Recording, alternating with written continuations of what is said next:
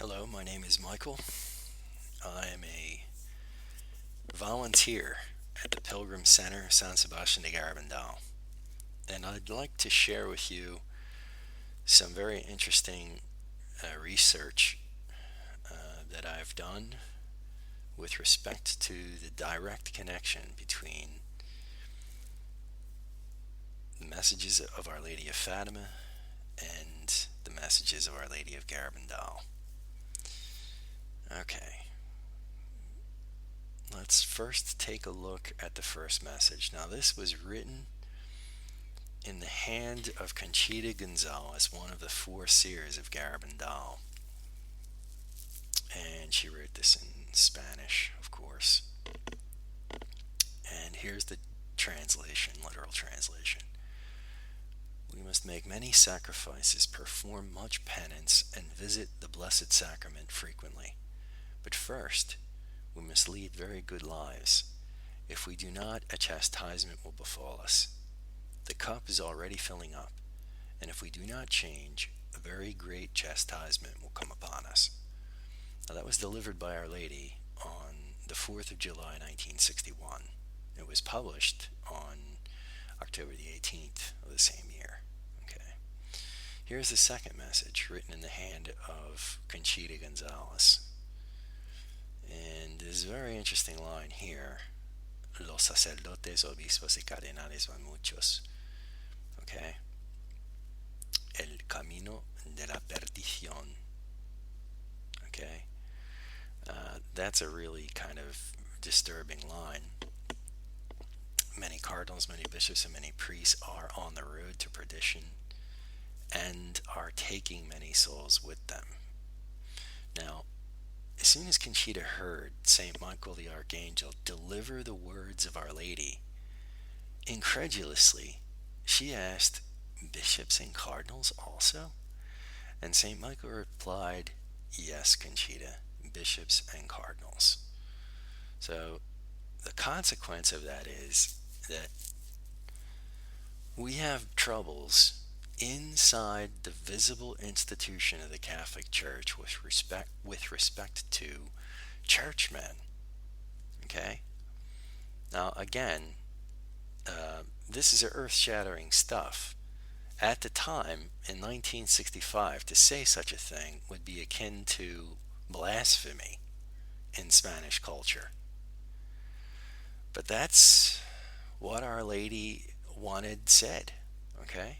Those are the words of Our Lady. Those are the words of the Queen of Heaven. Many cardinals, many bishops, and many priests are on the road to perdition and are taking many souls with them.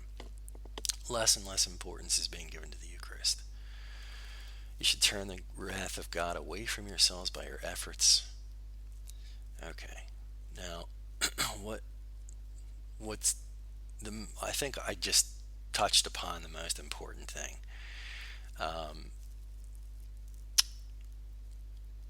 The implication, once again, that we have trouble inside the church, and it goes all the way to the top.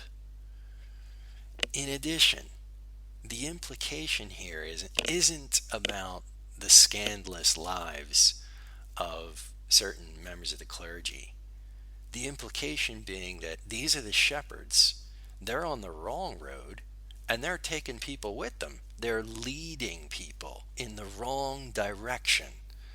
So that suggests some kind of defection with respect to the faith. That's what it implies. Okay, it's also curious to note, well, it's important to note, I should say, that the words that Our Lady gave are simple present tense, are on the road, and present progressive tense, are taking. Now that means that those words that were spoken in 1965, that was actually the 18th of June to be precise, were meant for right then, at that moment in human history, and continuing into the future, progressive, present progressive, or present continuous tense, I think it's called. Okay? So, this was not a future prophecy. Our Lady didn't say will be on the road to perdition or will be taking many souls. She said are on the road and are taking. Uh, by the way, just in case you didn't know, Our Lady said these words 5 months and 20 days before the end of the Second Vatican Council. Let that sink in. Okay? 5 months and 20 days before the end of the Second Vatican Council, before it closed on the 8th of December 1965. Okay. The testimony of Padre Pio. This is perhaps the most persuasive and credible testimony that you could ever hope for. Padre Pio believed and recommended that people come to visit here in Garabandal.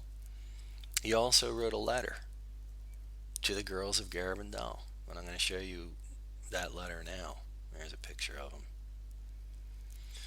Now here's the actual envelope that contained this letter from Padre Pio. If you notice up above, you have Convento de Cappuccino, okay, San Giovanni Rotondo, Italia, and it was addressed to Conchita. However, the contents of the letter were for all of the girls of Garabandal. There were 4 of them. And here's his letter. It's written in Italian. It was typed. It was dictated and typed by another Franciscan. And these are the words in Italian. Now, this right here is a citation by Our Lady. Our Lady spoke to Padre Pio and had him communicate her words to the girls of Garabandal. You can't ask for a better piece of evidence. By the way, I saw this thing in my hands. Okay, so it's legit.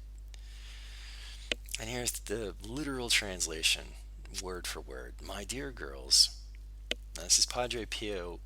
Are the letters in black, or the words in black rather? The words in blue are words of Our Lady, the citation of Our Lady. Okay, here we go. Once again, my dear girls, at 9 o'clock in the morning, the Most Holy Virgin asked me to communicate to you the following. O blessed girls of San Sebastian de Garabandal, I promise you that I will be with you until the end of the centuries, and you will be with me at the end of the world, and after, together with me in the glory of paradise. Close quote. Padre Pio continues, I'm sending this copy of the Holy Rosary of Fatima that Our Lady asked me to send you. The rosary was composed by Our Lady and should be made known for the salvation of sinners and for the preservation of humanity from the terrible chastisements that the good God is threatening. I would advise you to pray and make others pray, because the world is on the road to perdition. They don't believe in you or your conversations with the lady in white now, but they will believe when it is too late. 3rd of March 1962. Okay, now a couple of things that are very interesting to point out here are the expression of Our Lady, the expressions of Our Lady, the end of the centuries, and the end of the world. Okay? So, all the things that Sister Lucia Fatima, when she talked about the messages of Our Lady of Fatima, she said that we were living in the last times of the world. That was the expression she used, the last times of the world. I think she said something like, Our Lady made me to understand that we're living in the last times of the world. I think those are the words of Sister Lucia Fatima. The words of the girls of Garabandal were the end of the times. The end of the times. That's the expression that they used here. It's very similar. And both of those expressions by Sister Lucia Fatima and the girls of Garabandal are very similar to these expressions used in the citation of Our Lady. The end of the century is the end of the world. We're in the same period of time. Okay? Also, note the importance of the Holy Rosary and the connection to Fatima. Okay? Also, it's a confirmation. Padre Pio right here is a confirmation. This word perdition, we're talking about hell. That's a fancy word for hell, okay?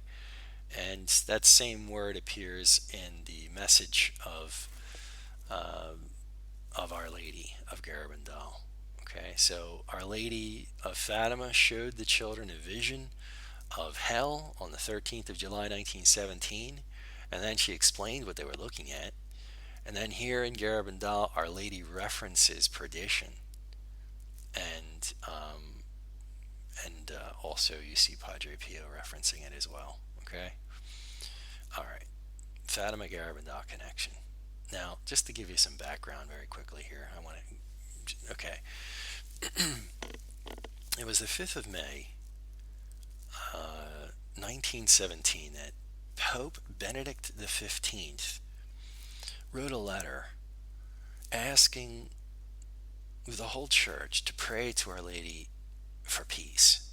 Now, you'll remember that in 1917 it was amidst the Great War, World War I, and it was wasting the flower of a generation. And in desperation, Pope Benedict XV wrote to the church, or wrote a letter requesting that everyone pray to Our Lady for peace.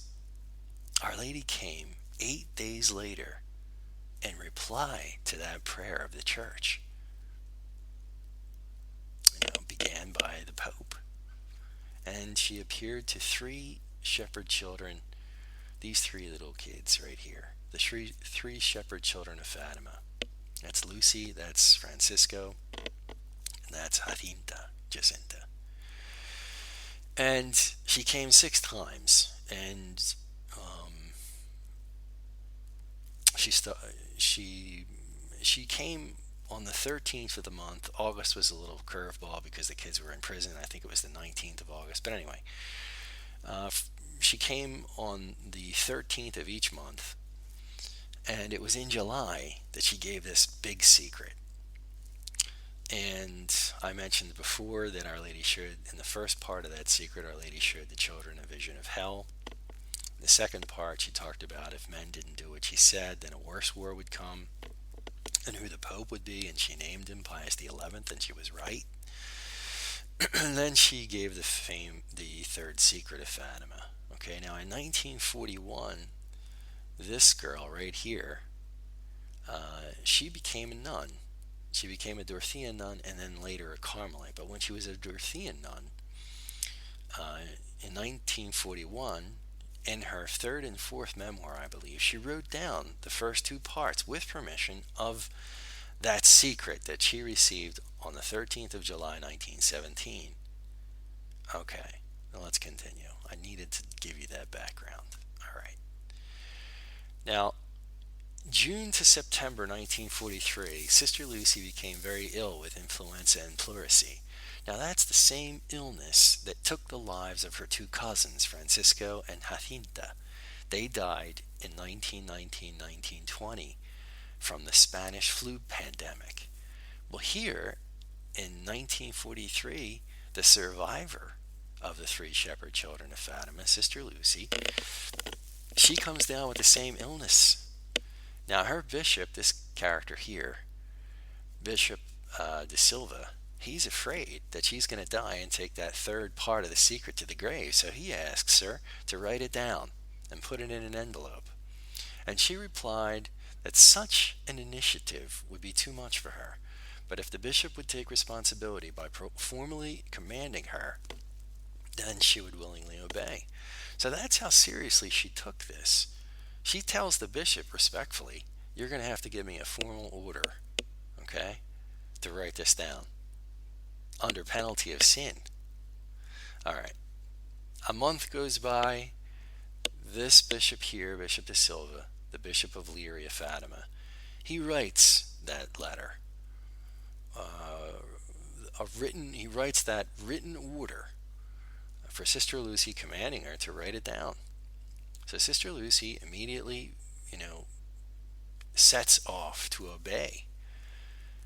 And she has pen and paper in hand. She sits down at the writing desk, but for 2.5 months, mysteriously, she's unable to commit that 3rd secret to paper.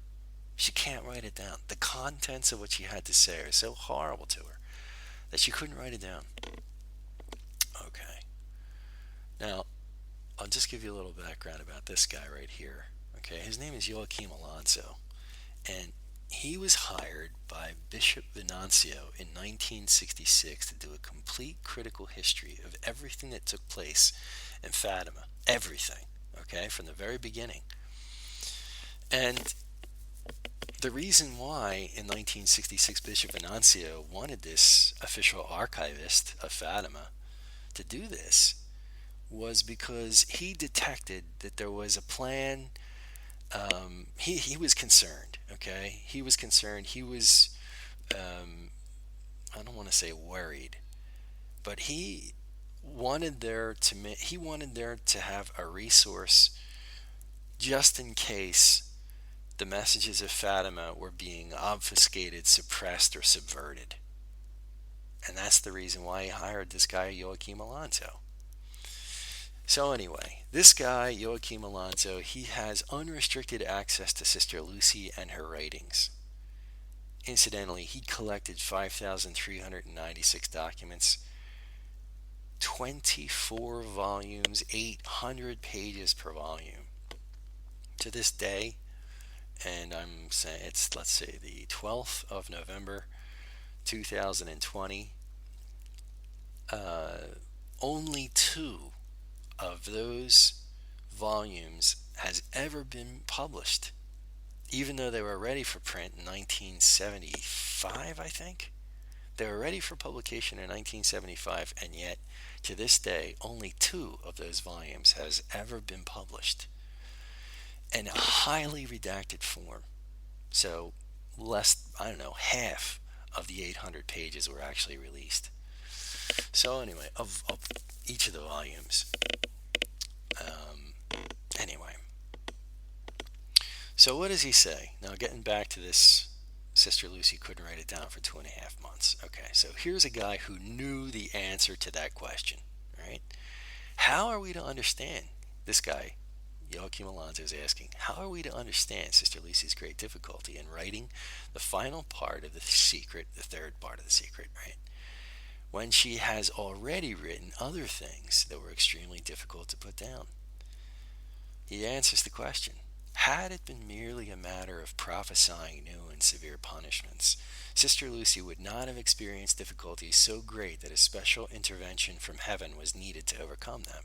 But if it were a matter of internal strife within the church and of serious pastoral negligence on the part of high-ranking members of the hierarchy, we can understand how Lucia experienced a repugnance that was almost impossible to overcome by natural means. Close quote. So here he's saying that if it was something that had to do with inside the church, with problems with the upper hierarchy, we can understand. Now, remember the last message of Garabandal. Many cardinals, many bishops, and many priests.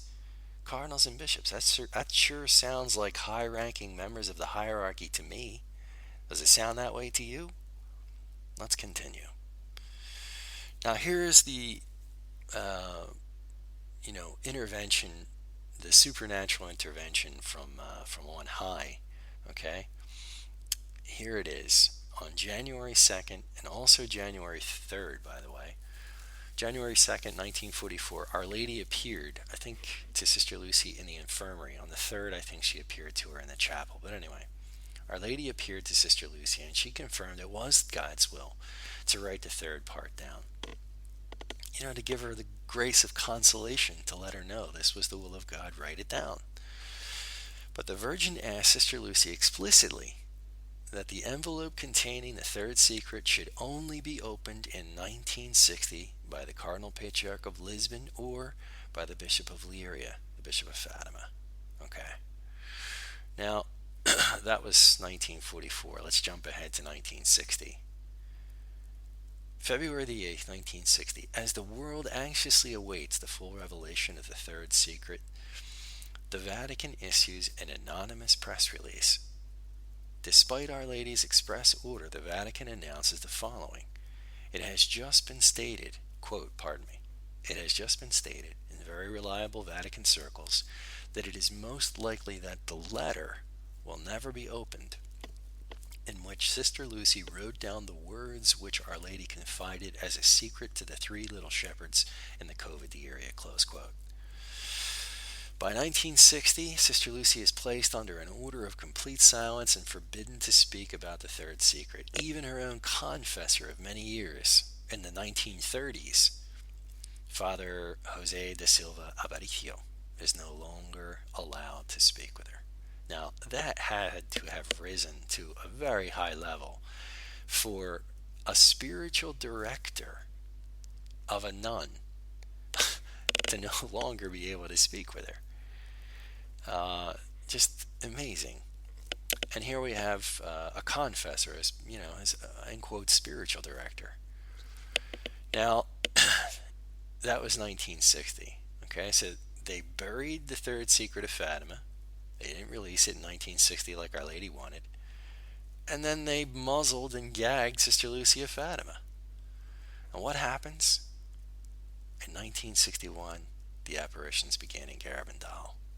Okay, the year after the deadline given by Our Lady for the opening and publication of the Third Secret of Fatima had not been fulfilled.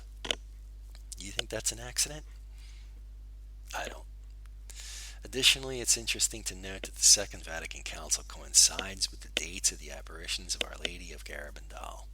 We have reason to believe that the Third Secret of Fatima has not been fully disclosed and has much to do with the last message of Garabandal, as they both refer to major problems within the visible institution of the Catholic Church.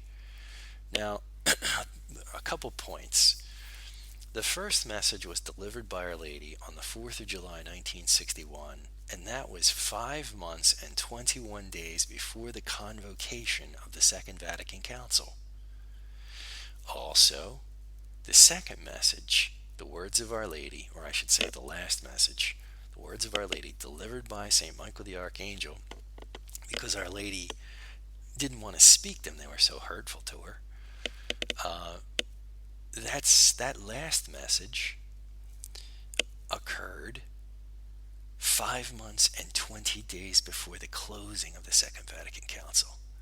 So 5 months and 20 days was the first message before the convocation. 5 months, 20 days before the last message before the closing of the Second Vatican Council. You see a precision here, and that precision speaks to a conscious mind. These 4 little girls in this tiny little fly speck of a village in this remote part of the Cantabrian Mountains of northern Spain had absolutely no connection with what was happening in the Second Vatican Council, or about to happen in the Second Vatican Council. And yet, that precise period of time occurred with respect to the delivery of the messages and the historically significant points of in the history of the Second Vatican Council. I find that very interesting. Okay, now let's continue. Now, on the 31st of May 2007, during this Italian television broadcast, for the first time in history, at this time the Secretary of State of the Church, Cardinal Tarcisio Bertoni, he revealed that the Third Secret of Fatima had writing on 2 wax seals, or I should say this. Let me go back. He revealed that Sister Lucy had written on 2 wax sealed envelopes the express order of Our Lady to be opened in 1960. This, in his hands, is one of those 2 envelopes. Okay, there's 3 wax seals there. Okay, all right. And here it is, the actual envelope, written in the hand of Sister Lucy herself in Portuguese.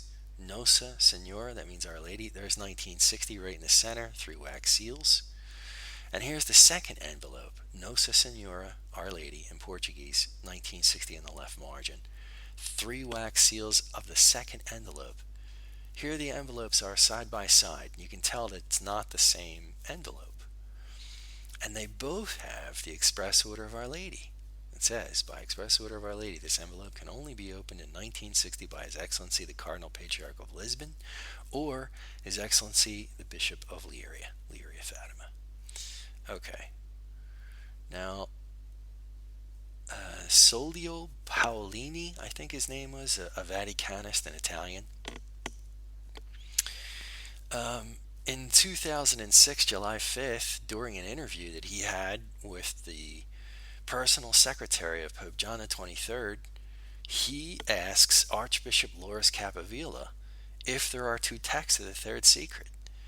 And Archbishop Capavilla, gave this absolutely decisive, explosive answer. Exactly so. By the way, this guy, he was there the day that it was opened, and that was sometime after the 17th of August, 1959. Now remember, Our Lady asked the thing to be opened and read not until 1960, and yet they're opening it a few days, sometime after the 17th of August, 1959. What would you call that? I don't know. I mean, in darkness, we don't know. Maybe, apparently, it would appear to be something. Maybe, I don't know all the details of why he did open it on the 17th of August 1959, but according to his personal secretary, that's what happened, and they opened it in Castel Gandolfo. Okay. Now he later became a cardinal. Okay, so after he gave this testimony, he got the red hat. So it's not like he was one of the bad guys. Okay. All right. Now, this guy right here, this is the guy that hired the official archivist of Fatima in 1966. This is a saintly bishop. His name is Bishop Venancio. And he had unrestricted access to Sister Lucy for years before she was silenced as the Bishop of Fatima. I mean, he could speak with her if he wanted to. And in 1957, when he was auxiliary bishop, he actually had the Third Secret in his hand. Those envelopes I showed you before, they were in his hand.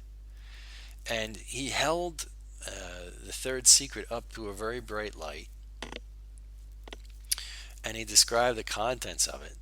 He didn't open it because it said not to, and he wanted to, believe me. See, let me give you some background history on this. I'm confusing you. In 1957, the Vatican asked for everything that Sister Lucy wrote, everything. And they wanted it to be, sent to the Vatican for safekeeping, apparently.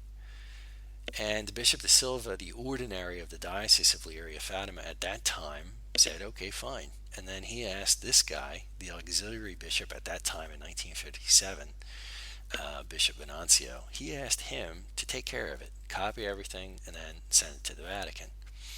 So he's doing that, and in the process of doing that, he comes across this sealed envelope with that express order of Our Lady, not till 1960.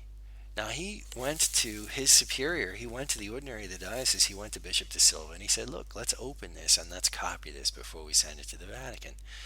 Bishop de Silva said no. He honored and respected the request of Our Lady written on the envelope. And so Bishop Venancio is a rather shrewd customer, so he held that envelope up to a very bright light, never opened it, held it up to a very bright light, who knows what, a 300-watt bulb, and he got a very good look at this thing. I presume he was, I can almost guarantee you he was looking at this thing for a long, long time, because he described the contents as a single sheet of paper, 25 lines, with 3/4 centimeter margins on either side. Okay. I just wanted to give you some background. He also had access to all 24 volumes, 800 pages per volume, of Joachim Alonso's work. And he could speak with Joachim Alonso whenever he wanted. He was his employee. So this guy knew everything about Fatima. Everything. What's more, he goes and travels and visits the Conchita in her house. He flies across the Atlantic Ocean and visits with her not once, twice. Now this is a man who could have said, look, you come visit me in Fatima, Portugal, and invited Conchita there, but he didn't do that. He went to her twice. He also wore a ring that was a symbol of his belief and faith in Garabandal next to his episcopal signet ring all the time that he was Bishop of Leiria Fatima. And when he retired, he returned that ring back to Conchita. So he wore that next to his episcopal signet ring. So this is a real advocate of Fatima and Garabandal. And here's what he said in an interview in 1983 during this interview, with a French priest, Abbe Combe. He declared this message, now Bishop Venantia declared, this message given by the Most Holy Virgin in Garabandal is the same that she gave in Fatima, but it is updated for our time. Now that word updated is very important because in 1917, when Our Lady gave it on the 13th of July, that was a future prophecy. But by 1960, it would have been actualized. It would have been up to date. It would have needed to been updated because it was for that time that it should have been open. It was a time-sensitive prophecy. Just so you know, when they asked Sister Lucy why this date, why 1960, she gave two answers. They first asked her and she said, because Our Lady wishes it so. And keep in mind, this is the Queen of Heaven here. This is not some, average day person. This is the Queen of Heaven. And when she wants something done, there's a good reason for it. So you do what she says. Anyway, so that future prophecy was time sensitive for 1960. They refused to open it. In 1961, Our Lady came to Garabandal. Okay? All right, let's go on. Now, November 11th, 1984, Cardinal Joseph Ratzinger, he read the Third Secret of Fatima because he, underneath John Paul II, was the prefect of the Sacred Congregation for the Doctrine of the Faith. They used to call it the Holy Office. Okay? In 1984, during this interview, he said that the Third Secret contains a radical call for conversion. We see Garabandal saying exactly the same thing. Do much penance, much sacrifice. Okay? That's all about conversion. There has never been an approved apparition of Our Lady that didn't say you had to do penance. Okay, so Garabandal is consistent with all of them. And then he said this. He goes on. I'm sorry, I took a little detour there. Okay, quote, a radical call for conversion, the absolute importance of history, the dangers threatening the faith and the life of the Christian and therefore the world, and then the importance of the novissimi, the last events at the end of time. But the things contained in the Third Secret correspond to what has been announced in Scripture and are confirmed by many other Marian apparitions. A couple things to point out here. He talks about the dangers threatening the faith. Threatening the faith. Now, he's not talking about martyrdom here. He's talking about heresy, apostasy, a threat to the faith, the content of what we believe as Catholics, and the life of the Christian. Now, when he says Christian, that word should be substituted for Catholic, because whenever they in Rome use the word Christian, we're talking Catholics here, folks. Okay? And then he goes on to talk about the importance of the novissimi, the last events at the end of time. Exactly the same period of time that we see in the citation in the letter of Padre Pio. Exactly the same description given by Sister Lucy of Fatima, the last times of the world. And also the girls of Garabandal, the end of the times. Okay? Same general idea, same period of time. But and then he says this, it corresponds to what has been announced in Scripture. Wow. Okay, well, Sister Lucy of Fatima was asked one time, what's the Third Secret of Fatima? And she said, it's in the Gospels and the Apocalypse. That's the book of Revelation. It's in the Gospels and the Apocalypse. Read them. And they pressed her on it, and further she went on to say, chapters 8 through 13 of the book of Apocalypse, the book of Revelation.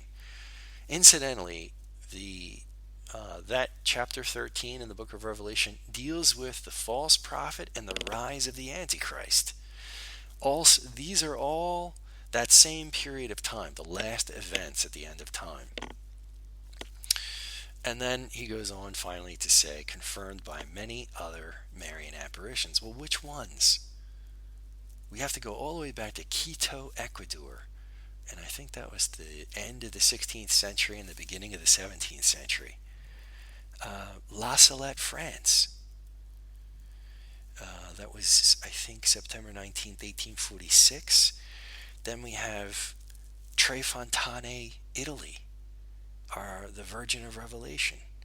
That was the 12th of April 1947, then Garabandal, and then Akita, Japan. All of them, every single one of them that I just mentioned, are connected because they contain critical words coming out of the Queen of Heaven's mouth regarding churchmen. Imagine the Queen of Heaven saying critical things about churchmen, but she did. All of those aforementioned apparitions. Okay. Let's go on. March 17th, 1990, Cardinal Silvio Odi, a personal friend of John XXIII, and with permission spoke with her in 1985. And what did he say after this conversation? He said this: the Blessed Virgin was alerting us against the apostasy in the church. I would not be surprised if the Third Secret alluded to dark times for the church, grave confusions and troubling apostasies within Catholicism itself. If we consider the grave crisis we've lived through since the Council, the signs that this prophecy has been fulfilled do not seem to be lacking, close quote. Couple of things to point out. Apostasy in the church. What's the definition of apostasy? It means the rejection of the faith, the abandonment of the faith, a mass defection, a turning away from. And he's talking about Catholics leaving the faith.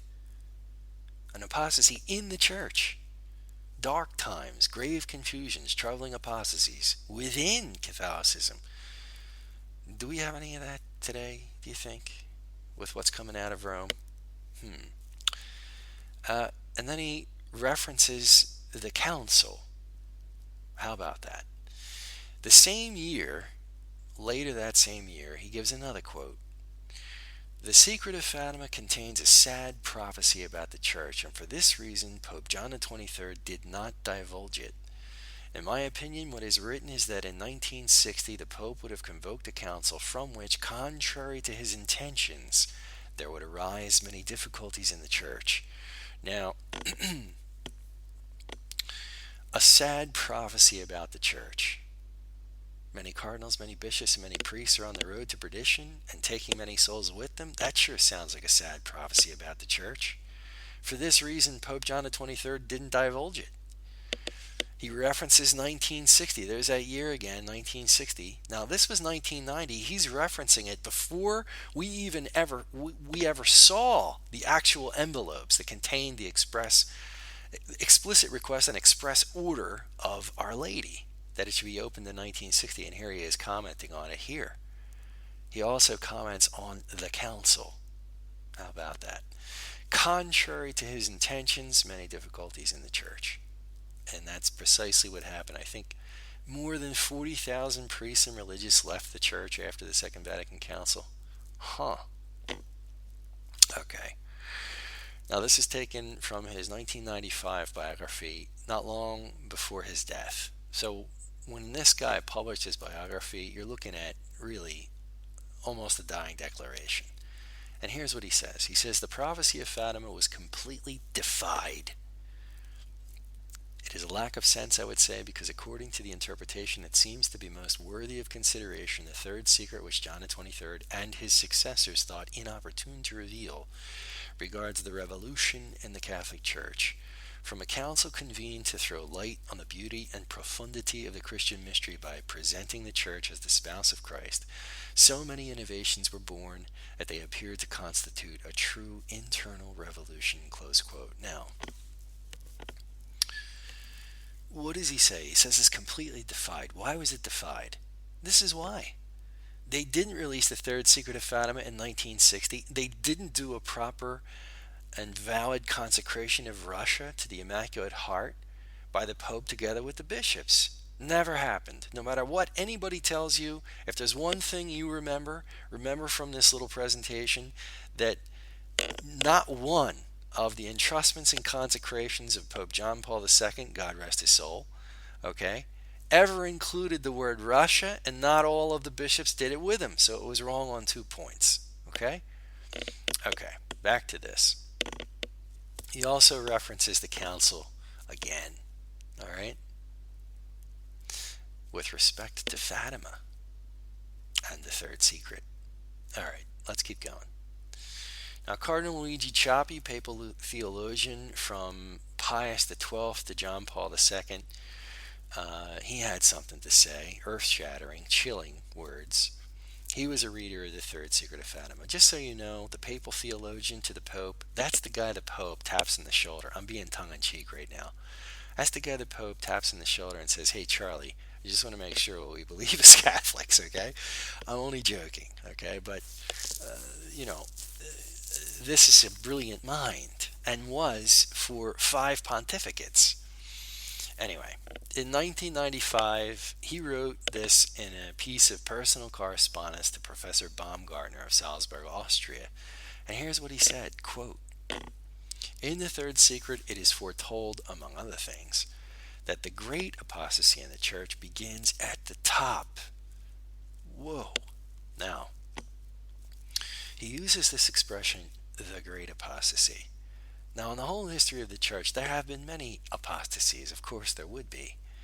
But the great apostasy is unique and significant in that it occurs before the rise of the Antichrist. It is something that is mentioned and referenced in St. Paul's second letter to the Thessalonians, chapter 2. Okay? So you can look this up yourself.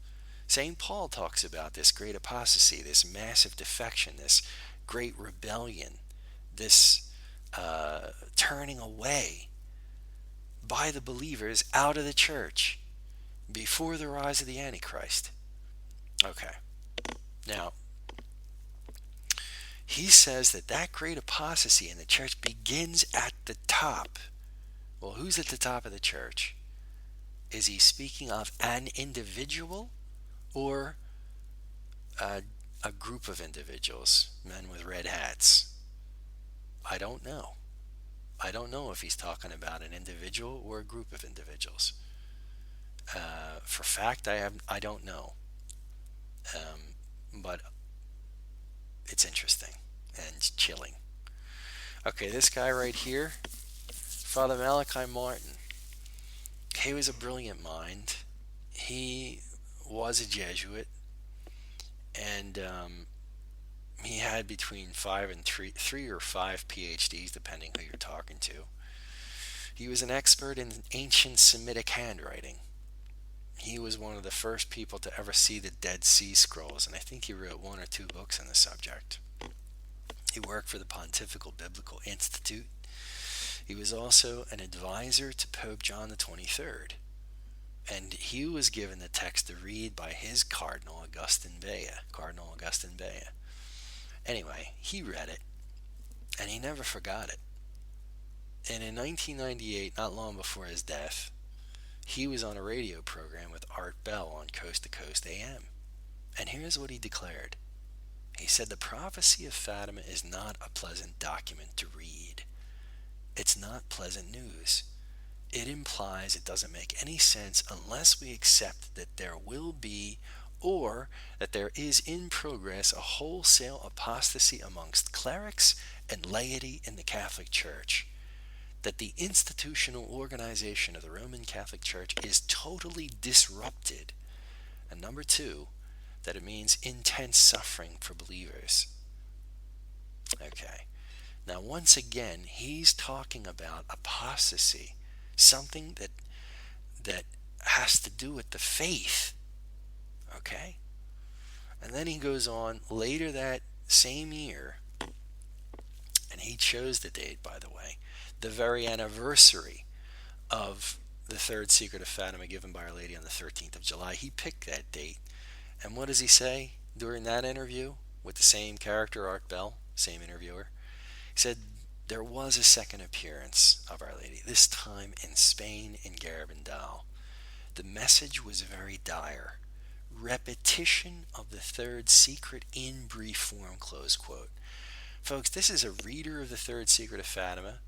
This is someone who visited with Conchita Gonzalez of Garabandal, who spoke with her at least on one occasion, I suspect more than once because they both lived in New York.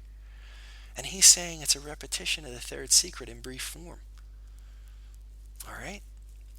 I mean, that's just about the best slam dunk belief that these two messages are the same. Okay. Now, final little slide.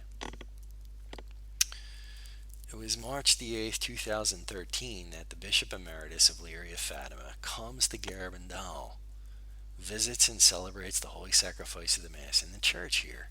Now, why would he do that?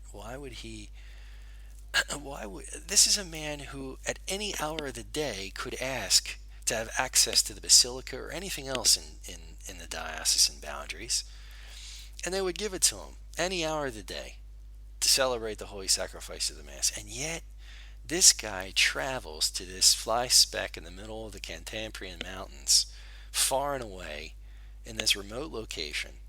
Why would he do that unless he had confidence and faith and belief in the apparitions and messages of Our Lady of Garabandal? It's obvious. Of course he does. Okay? All right. And the current position of the church, there are three possible forms of declaration. There's approbation, condemnation, and the third, it's neither yes nor no. It's pending, okay? Non constat de supernaturalitate. That's the case with Garabandal. And why is that? Just giving you some background here. In 1966, Conchita visited with she was invited to the Vatican by Cardinal Alfredo Ottaviani, at that time the head of the Holy Office. And during that interview, during that conversation that she had with himself and the confessor of Pope Paul VI, she privately gave the date of the great miracle to take place over Garabandal. And this is the reason why the church won't say anything further, because they have a date somewhere in their secret archives somewhere, and they're waiting for that date to come. Prudence dictates that they wait for the date to come to pass before pronouncing any further official declaration. So we wait. And that's the thing. If they were to say no to Garabandal today, and then come the day of the miracle, everything happened just like we were told, they'd look foolish. If they said yes to Garabandal today, and then come the day of the miracle, nothing happens, they'd look equally foolish. So this is the reason why we're waiting. Okay? So I hope that you've enjoyed this brief little presentation, and I hope that it answers your questions. There's a lot more that I can talk about, and in fact, I'm going to do a second video. I'm going to do a second presentation on this, but that's much more exhaustive, and it's going to go into the history all the way back to 1917. So, I mean, I'm going to go every year and look at what happened, and if you want to join me for that, I'll have another video. It's probably going to be really long, folks. It's probably going to be like an hour, 2 hours. But if you want to listen to that, I'll put that up as well. May God bless you, and may Our Lady protect you always.